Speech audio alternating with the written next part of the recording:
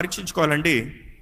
మనల్ని దేవుడు లెక్క అడగబోతున్నాడు, కానీ లెక్క అడిగేటప్పుడు లెక్క చెప్తానికి సిద్ధంగా ఉన్నామా?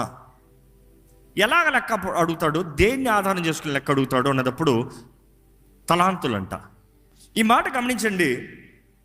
దేవుడు మనకి ఇచ్చిన దాని గురించే మనల్ని లెక్క అడుగుతాడంట. మనకి ఇవ్వని దాని గురించి మనల్ని లెక్క అస్సలు అడగడు.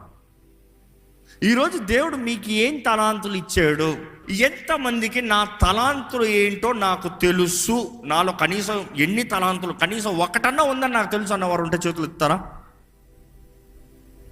తిరిగి చూడండి ఒకసారి. 5% కూడా తెలిసిన వారు లేరు. తెలిసిన వారు ఉన్నారు 5%, మిగతా వారు అసలు తెలియని వారు అంటే 95% తెలియదు ఏంటో. ఈ వాక్యం మీకే జాగ్రత్త. దేవుడు మనకి ఇచ్చినవి మనం ఎంతోమంది మన జీవిత కాలంలో మనం it is you who has to discover what God has put in you. ఇంకోళ్ళు చెప్పరు, పక్కోళ్ళు చెప్పరు.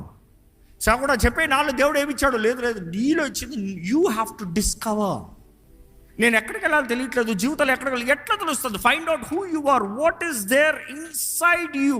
నీలో ఉన్నది ఏంటి, నీలో దేవుడు ఇచ్చింది ఏంటి, నీకు ఇచ్చిన మైనాలు ఏంటి, తలాంతులు ఏంటి, నీకు ఇచ్చిన అవకాశాలు ఏంటి. చూసి దేవుడు ఇచ్చిన తలాంతులు ఒకటి, ఆ తలాంతులు వాడతాం ఇంకొకటి. సింపుల్. తలాంతు దేవుడు నీకు ఇచ్చేది, కానీ నైపుణ్యత అనేది దేవుడు ఇచ్చిన తలాంతుతో నువ్వేమి చేస్తున్నావో దాన్ని బట్టి ఉంది.